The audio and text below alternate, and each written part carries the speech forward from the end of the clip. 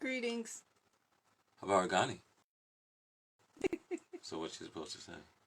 Kuji Jakalia. There you go. I know that's right. I knew we had it. I knew we had it. I knew we had it. Habarigani actually means what's the news?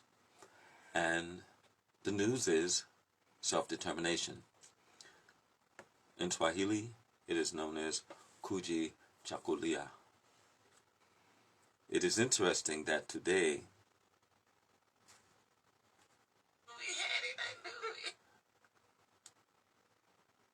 we are bringing you greetings on the second day of Kwanzaa,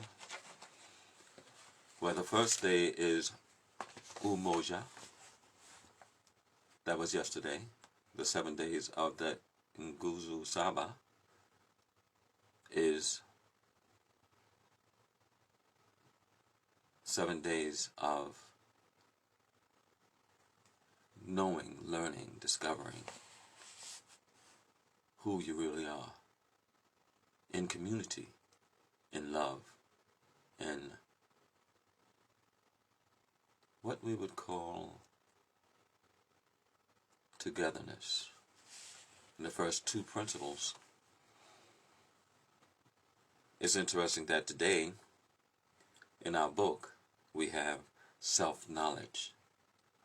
Now, with self-knowledge, there's a sense of unity. To really know yourself, you need to know who you are. And what did he say? He says, you don't even know who you are. Lion King reference, ladies and gentlemen. So, Arlene says, and a man says, speak to us of self-knowledge, and then I'll begin the program.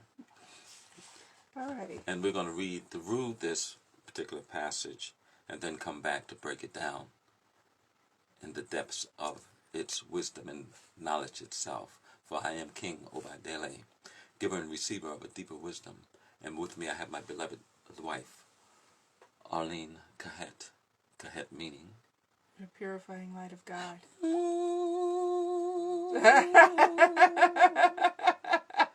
And we are honored to be present with you today, on this day of Kuji Chakalia, as Spirit has led us to speak to us of self-knowledge. So we'll read through this, and then we'll come and break it down, because it's going to be deep. True that. Those two coming together, self-determination and self-knowledge, oh, sugar. All right. And a man said, speak to us of self-knowledge.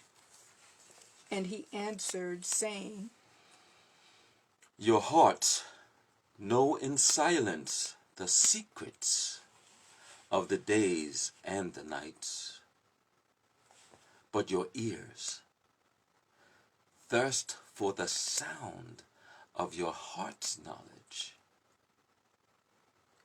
You would know in words that which you have always known in thought. You would touch with your fingers the naked body of your dreams. And it is well you should. The hidden wellspring of your soul must needs rise and run, murmuring to the sea. And the treasures of your infinite depths would be revealed to your eyes. But let there be no scales to weigh your unknown treasures. It's not the depths of your knowledge with staff or sounding line.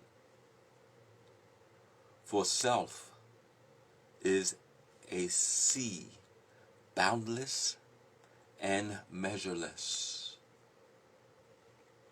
Say not, I have found the truth, but rather, I have found a truth.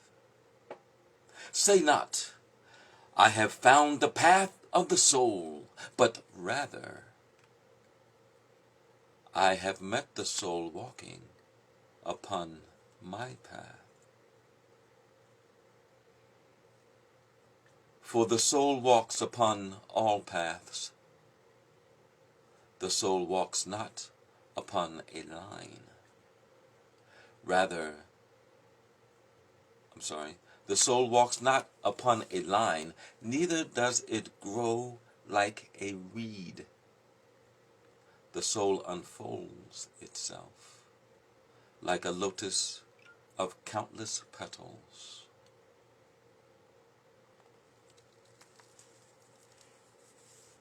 That was Kahlil Gibran explanation of self-knowledge, which is a little deeper than just a few words, just those few words, of which now Arlene will give us a dissertation. So, when I read this passage, one of the things that struck me was that the line where he says, "Your hearts know in silence the secrets of the days and the nights." So there is an aspect of yourself that is connected with the infinite that knows everything, because you are the divine expression of the infinite that is a part of us all. Although what he says is that in the next line he follows it by saying, "But your ears thirst for the sound of your heart's knowledge." So when I absorb that line, all of us are expressing in our unique way in our life's walk. One of the things that I find interesting just simply in living life is that there does tend to be a bit of a hive mentality when it comes to the way we feel that people should behave in certain social groups and things of that nature. Hive such as the beehive? Yeah, like, Okay. yes.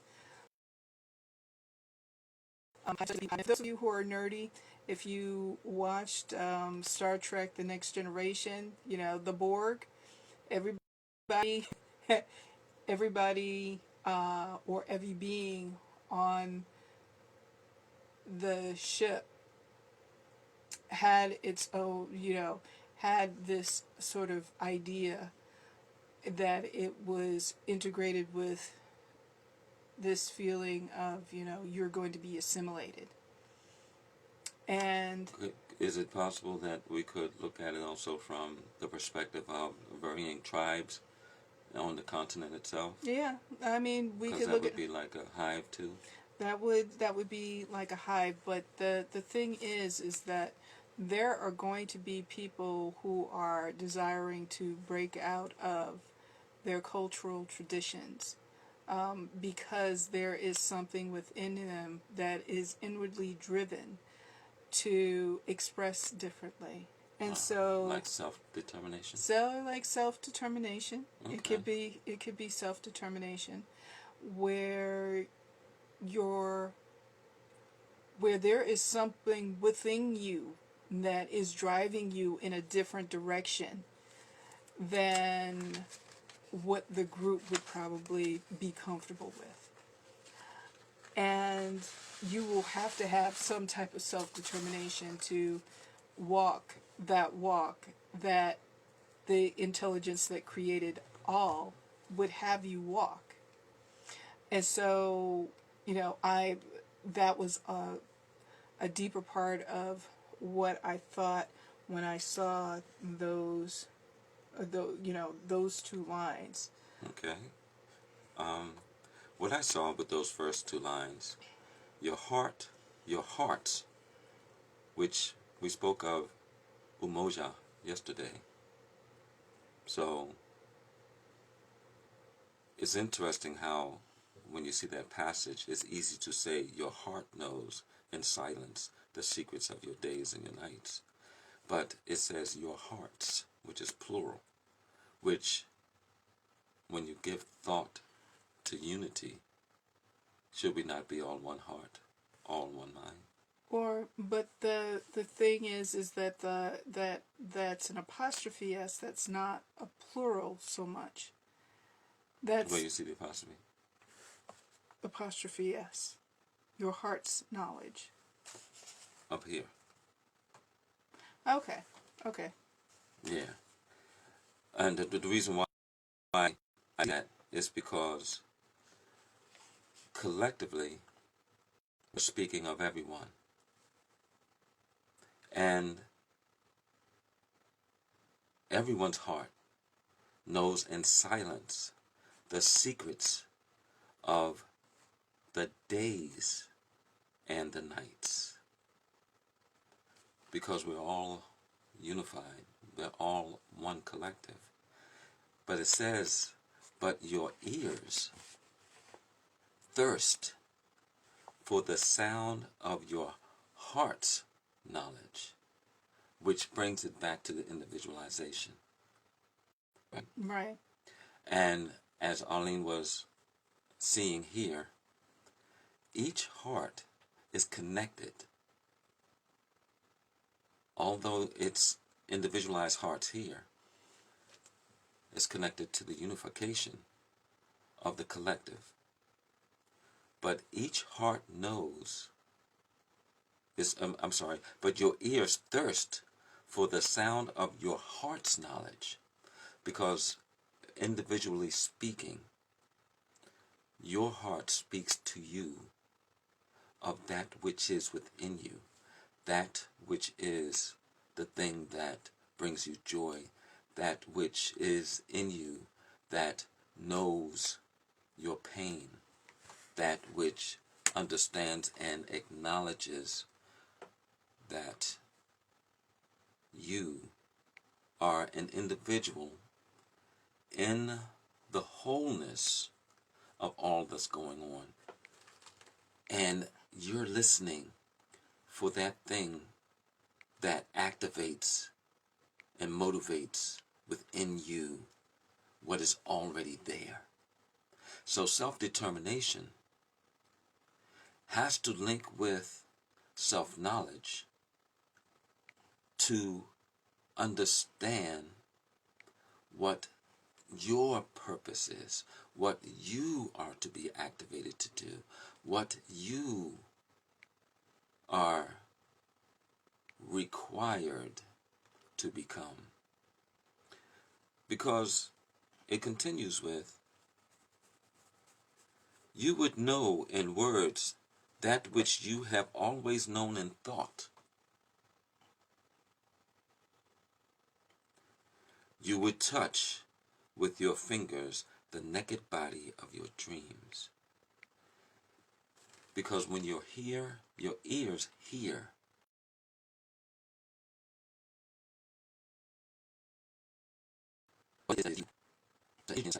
So that inner me, that inner self-presence, that inner connection to the divine awakens something that says, that's my calling, that's my purpose, that's what I'm here for.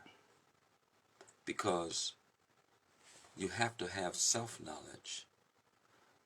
For without self-knowledge, what will be the awakening? Hey Rosa, how are you? Blessings. So, Namaste.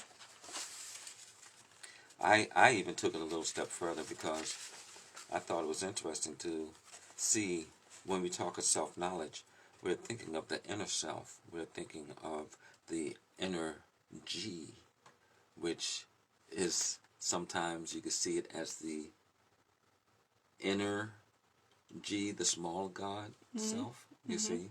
The small God self that's connected to the large God self because all things are one. And then there's the inner me, which oftentimes is that which we struggle against because we become resistant. We decide not to acknowledge the knowledge of the self because we have been conditioned to believe something that is not in alignment with who we are. A lot of people end up with jobs that has nothing to do with their life purpose until they come to that place of knowing themselves. And then it's like, what am I doing here? And then they step into the purpose of their calling. And one of the things that I will say is that I don't know about everybody else, but I do know for myself that oftentimes I feel myself in a bit of tug of war with what that looks like and how I should be expressing in the world. And I'm sure that if I feel that way, that there are others that feel that way. And then the thing is that even here in this reading, he says the hidden wellspring of your soul must needs rise and run, murmuring to the seas, and the treasures of your infinite depths would be revealed to your eyes. So that feeling, it doesn't go away. If you're not living your life's purpose, if you're not living what you would feel would be a purposeful life, there's an aspect of yourself that will keep bubbling up within you and cause a bit of a restlessness until you start moving in that direction. Yeah, I like when you said the hidden well springs of your soul must needs rise and run murmuring to the sea. You see, the sea is boundless. Mm-hmm. You know, we oftentimes say and hear people say the seven seas, but there's really nothing that separates them. And you're right, Rosa. Self-knowledge is alignment with the all I am, with all I am. Because there are no boundaries with the I am. Mm-hmm. The I am is all and all is one. And when we see this, the hidden well springs of your soul must needs rise. And I find it interesting because when you hear the familiar voice of that deeper wisdom, when you hear it, your heart shall leap to what was only an energy that was formless, that was not the words you may have wanted to express, the actions that you may have wanted to bring forth. But when you hear it, something stirs inside of you. And that's the Kuji Chakalia. That is the self-determination that you have to embrace and move. Because how can you have self-knowledge if you do not even know yourself? If you do not even know the self? And the treasures of your infinite depths would be revealed to your eyes. But do you know what that is? For self-knowledge is an amazing aspect.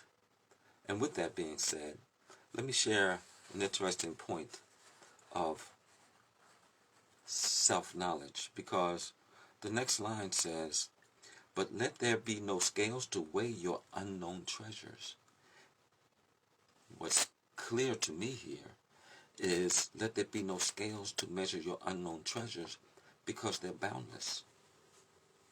And seek not the depths of your knowledge with staff or sounding line, which means how can you use something physical to tap into that which is non-physical, that which has no depths, that which has no boundaries, that which has no limitations? For you only limit yourself when you do something along the lines of expecting limitation.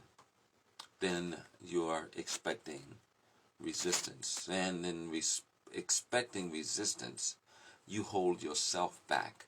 And then you become the enemy of the inner me that is the energy that's connected to the all. Blessings Rock, always a pleasure seeing you present. Because the energy is just as significant as the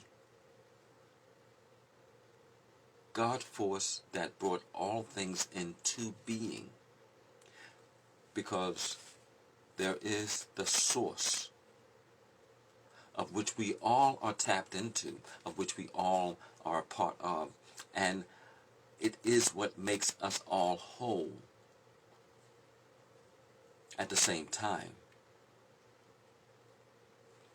we have to recognize that the oneness that brings us to be what we are utilizes the source so that we can resource that which has been given to us, because all of life is about sharing.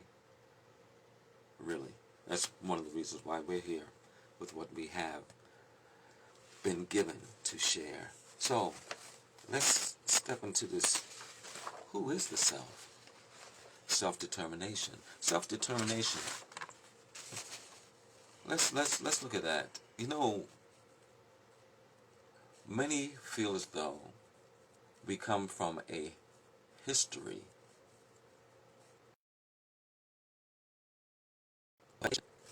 of slavery, but that's not our foundation. Nope. That's just an experience of a journey of many, for there are many who never were slaves.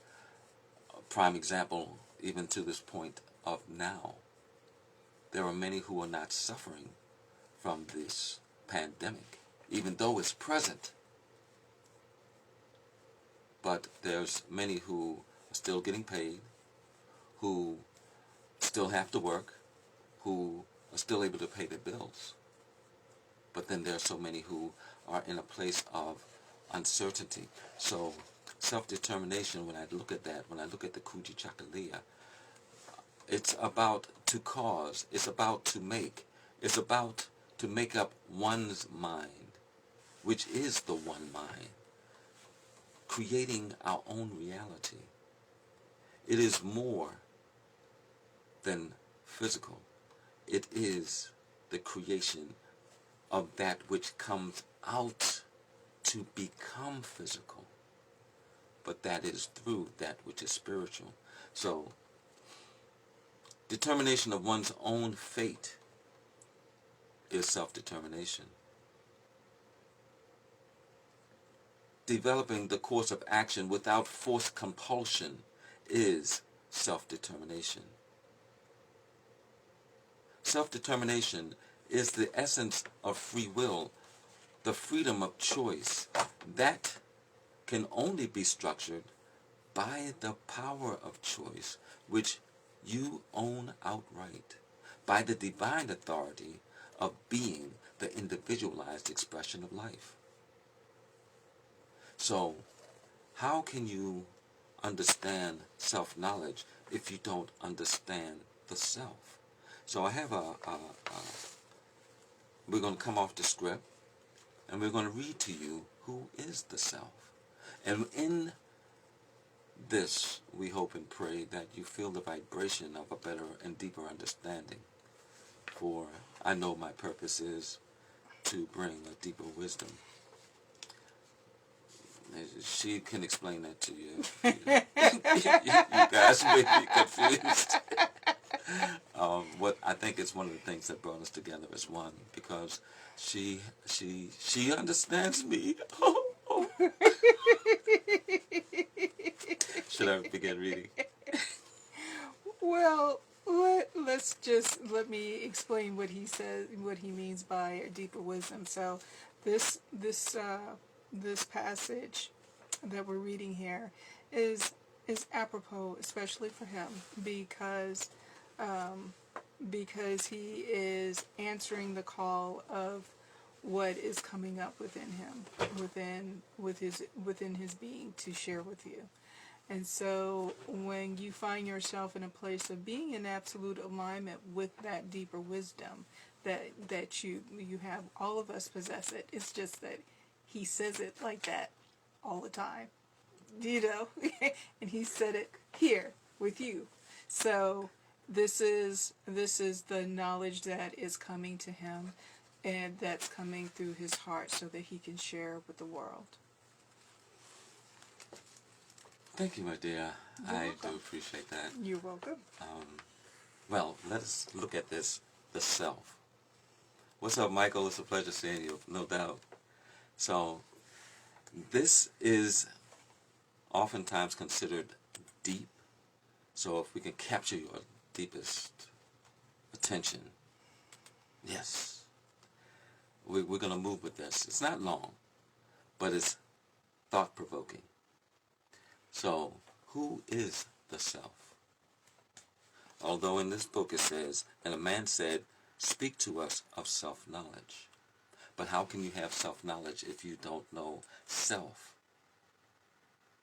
So, it's wise to know self and then attain the knowledge. For if you attain the knowledge without knowing the self, then where is it going? And what purpose is it going to serve you? So, who is the self?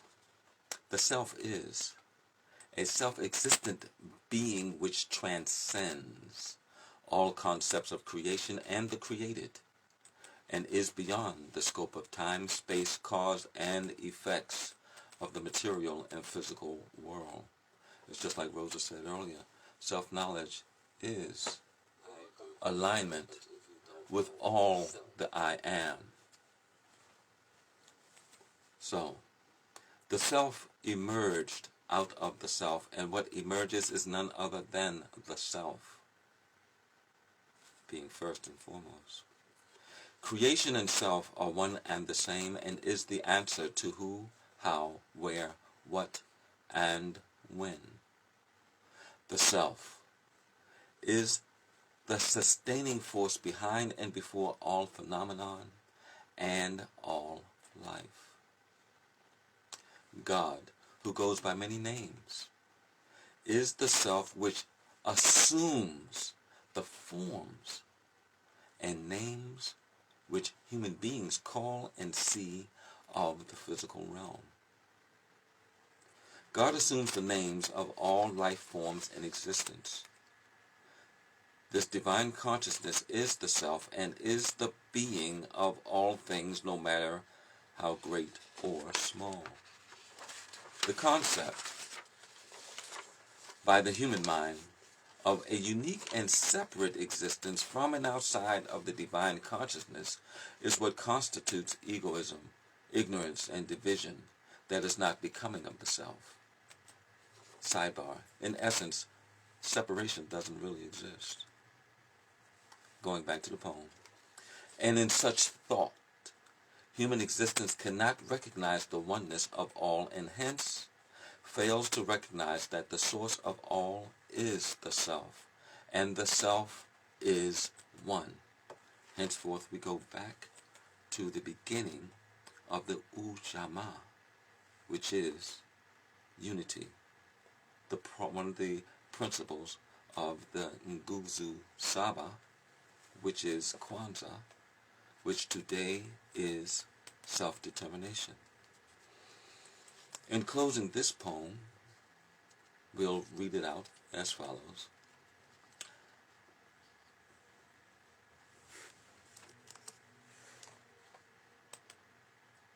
The oneness of all, and hence, okay, I'm going to read from the top to the bottom so it can be cohesive. The concept by the human mind of a unique and separate existence from and outside of the divine consciousness is what constitutes egoism, ignorance, and division that is not becoming of the self. And in such thought, human existence cannot recognize the oneness of all, and hence fails to recognize that the source of the all is the self, and the self is one. Of such thought, it then bears to reason that human existence is one of many levels of consciousness or unconscious awareness. It may even bear to reason that many exist unaware, as we was talking about the lotus flower. As life proves itself to be of growth and development, then it is logically deducted that transcending or evolution is the course of that which manifests evidence in the continuation of creation in itself, through itself, in the self that is all. Sidebar.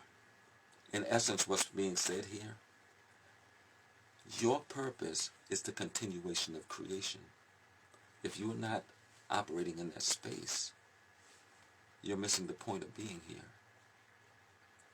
In conclusion, that which does not grow will prove itself not to be. For in the length of time granted, there will be no evidence of that which once was, which then became to be no more. I submit to you, your choice should not to become no more, but to continue to be more. And seeing we are here and be more, there must be a reason for that. So the next part of this that I really found moving is when he says, "Say not, I have found the truth, but rather say, I have found a truth."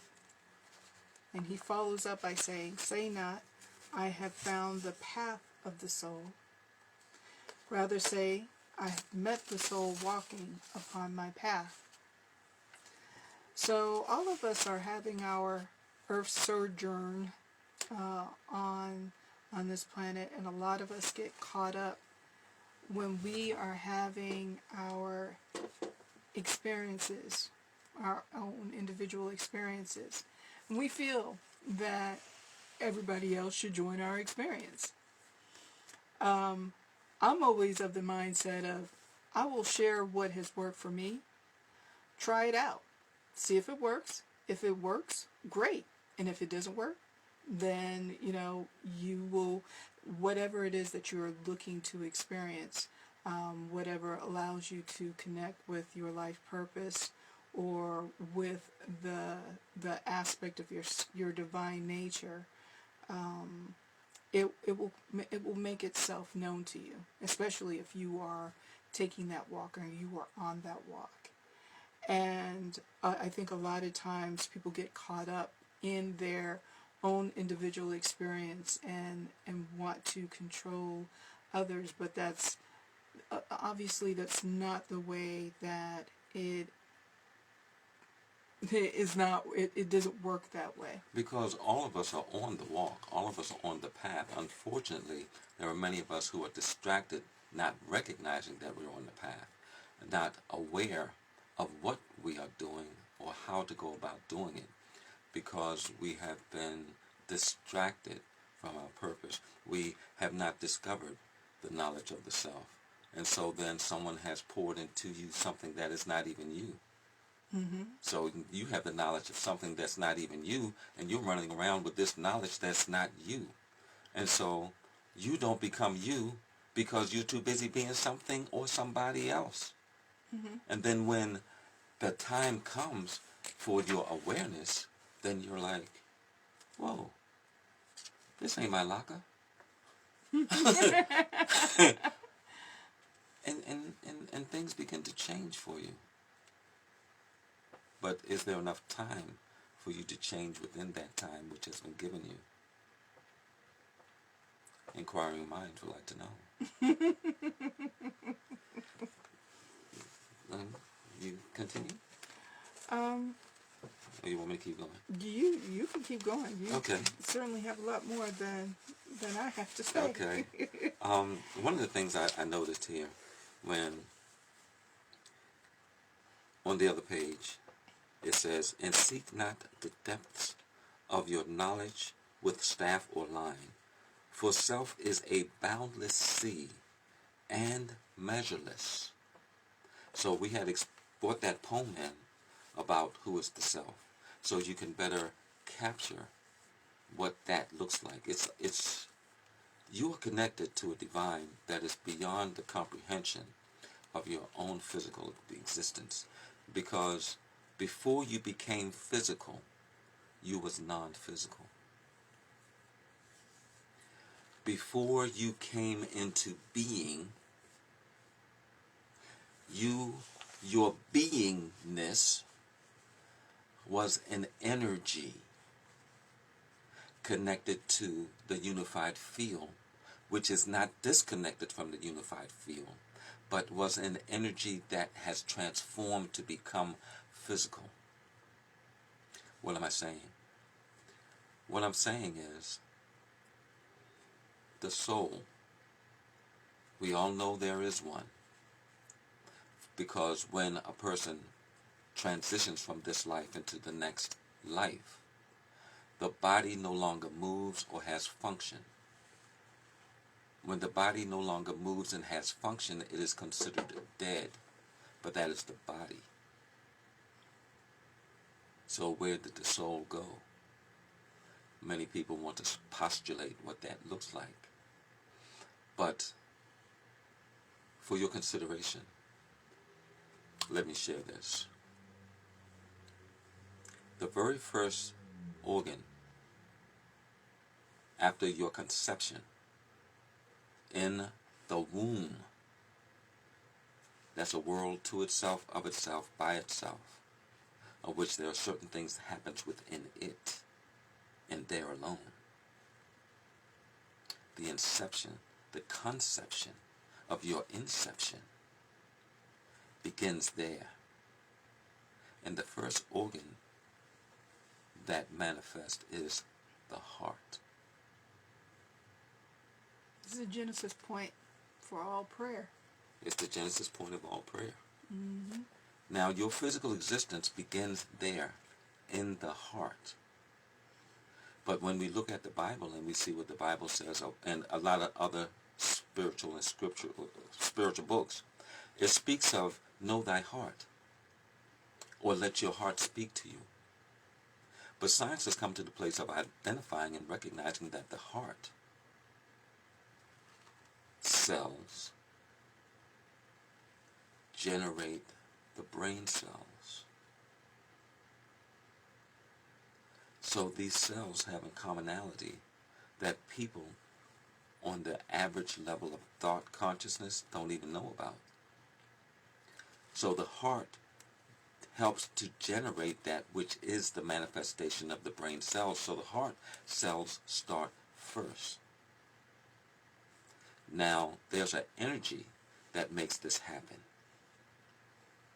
That connection is the soul. Now, follow me carefully with this. The soul is the medium between the physical and the non-physical. So your existence was non-physical before it became physical and manifested itself in as the heart. And the heart brought manifestation to the brain, which people think is where the mind resides. The mind resides outside of the body. The brain is a tool of which is used to communicate through the heart to the soul to receive and give information to the non-physical existence of you, which is connected to the unified field of all there is. That's why you can never be alone. But if you're distracted from recognizing who you are, then you will not know who you are. And you would not know or have knowledge of who you are because you have been disconnected from yourself. So self-knowledge is key in order to have self-determination, because self-determination is that which drives you into your purpose, that which drives you into being, that which is the driving force of the force that holds all things together and in its place. because you were supposed to be here on this planet, feeling the vibration of this earth frequency, because you are more than what you could possibly imagine. And this is all a creation. It's not just a black thing. It's not, the black and white really doesn't even exist. Because if we all took our skin off, we would pretty much look nasty, ew, but no. There would be nothing to identify us or to claim a cause of our difference. If we all were just hearts going around the place, from one place to the other, there would be nothing to distinguish whether you were of another nationality or ethnicity or anything like that. If we all took off this skin suit, would we not all be of one whole? For the planet Earth itself is just a small particle of dust in comparison to the macrocosm of the universe. Jupiter and Saturn is back over there in alignment right now. The next time that's supposed to happen, I think, is 800 years from now. If you're here, let me know. Okay. I would like to be tuned in. Yeah, are you going to be here for 800 years? Don't tell everybody. So, when it says here, say not, I have found the truth, but rather I have found a truth. What does that mean? That means that of life itself, there are many layers, and there are many pieces to the puzzle. Now, if I'm running around, one of my books, the book, The Power of Choice, Path of Divine Royalty to Conquer Darkness, is, you can find that at www.kingsphilosophy.org. In this book, I share that we need to see things from a different light. For if we are here to solve a puzzle, would it fair to reason that each of us are the puzzle pieces? And if this is so, and we want the whole to be complete, then should not every piece have its place of which it fits? Because if you have done a puzzle in your life in the past, you ever notice what it looks like when all the pieces are not there? Mm-hmm. It's called incomplete. And depending on the size, you may notice it or not notice that missing piece. But when that piece is missing, there's something that's not congruent. So, truth in finding your piece and where it fits on the puzzle is a truth to the whole truth that is there. And it says, say not, I have found the path of the soul. Rather say, I have met the soul walking upon my path. What does that mean? We all are on a journey. And the soul is that which connects us to the divine. And in that connection to the divine, all souls are one. Because we are all connected in the unified field. And we are all a part of the one puzzle.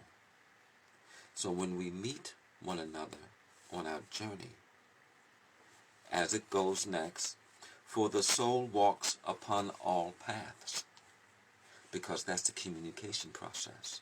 That's the medium between the physical and the non-physical, which is connected to the unified field.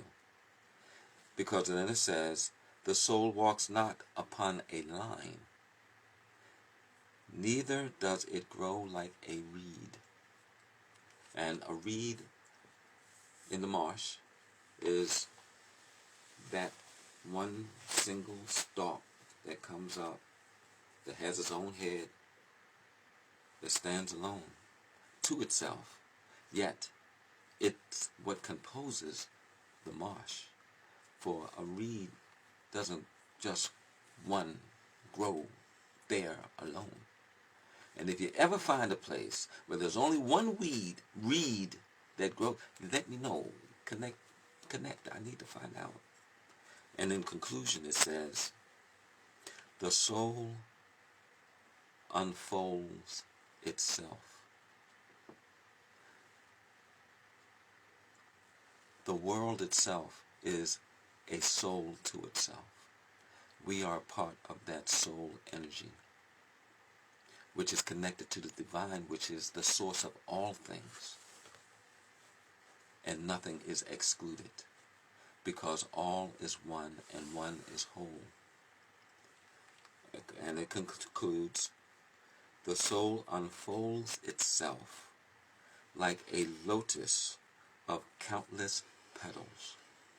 And the lotus grows on a pond, and it has many leaves, of which opens and lays itself bare to receive that which is the nourishment and the nutrition from the source of the sun, which that's what we all are doing. In the lotus comes out of the muck and mire of the pond, and it, from what I've seen, I think there was, I think at the conservatory, didn't they have some lotuses there? I'm sure they did. Okay.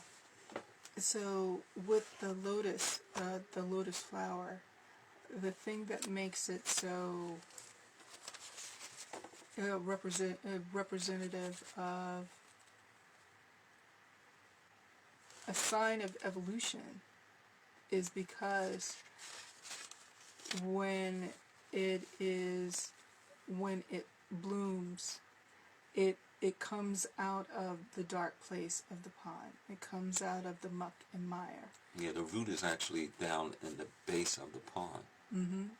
And so it rises from there to come up to the surface of the water.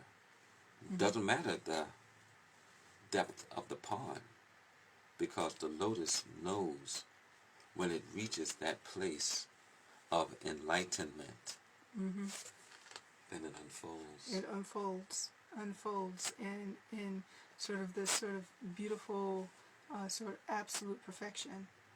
And it is, in Buddhism, it is the symbol of enlightenment. But the reason for this is because a pond, for those of you who have never had that experience, it can be smelly. It could look like some foul stuff, and to see something so beautiful come out of the muck and mire, I think, has inspired many from the Buddhist tradition, and that is the reason why it is a symbol of how an individual can come out of the muck and mire of their own life, of their own experience, and get to this level of perfection and great beauty as well. So today we have Speak to Us of Self-Knowledge on the same day of the celebration of Kuji Chakaliya, which means self-determination. And self-determination is pretty much defined as defining ourself, naming ourself, creating for ourself, speaking for ourself, having a voice, being acknowledged as significant, as a part of the whole, which aids in the productivity, growth, development of the all, because all things are one. Just as the spokes of a wheel You want to have all your spokes, don't you? I would think so. It gives more stability to the wheel. Especially Absolutely. when the wheel may come into a situation that it needs that strength. So be that strength for the wheel. And God will love you for it just because you're there. Because I know I do. So that is our dissertation on Kahlil Gibran's Speak to Us of Self-Knowledge. And next week, page 56, I like 56, it was the year I was born. And what's so strange about 56 is next year, I'll be 56 reverse. Wait a minute. Yeah, that's right. I'll be 56 reverse. Girl, look at that. Anyway, it says, then said the teacher, speak to us of what? Teaching. Boy, that's going to be a hot one, I bet you. Because I've been told that that's what we're here doing. Yes. And I never really looked at it from that perspective. I mean, honestly, I always thought I was just sharing that which I found exciting, exhilarating, worthy of a share. And when that came to me, I was like, so shouldn't we all be teaching? Because we all are sharing. At least we should be. Because imagine if you're given something, is it only for you and you alone? And if that's the case, do you have enough room to store it? So maybe it's time for you to start giving up some stuff too. Because your audience awaits. But, go ahead. Well, I think that people feel that you're teaching because you are because of your interests, like maybe some of the stuff they haven't heard about before. But then the other aspect is simply because of your perspective, and it's something different than they may have heard. Because we acknowledge that we have a different audience than some of the people that we ourselves follow. Like some of the things that we follow or that we're into, we're not too sure that folks would actually be aware of them. So we bring a great bit of the knowledge of the people that we know. A deeper wisdom. A deeper wisdom. The people that we know, and then also what infinite intelligence is sharing with us. Yes. So we're near our 7 o'clock hour. And we don't want to belabor you with gobble. We can give you some gobble. Not gobble, but a gobble. Because we ate the turkey already. That's a long story. But it was a good fry. I had some fried turkey. See what I'm saying about gobble? I'm talking about a fried turkey. And this is speak to us of self-knowledge. Anyway, you all enjoy your holiday. But if nothing else, that's probably where I was headed with this. We thank you. We bless you guys. We love you guys. And we know wherever you are, God is. Oh, did I take it? You say it. You say it. We love you. We bless you. Oh my goodness. Have I forgotten how to say it? We love you. We bless you. We thank God for you. And we know that wherever you are, God is. I just smiled. Namaste, family. Namaste.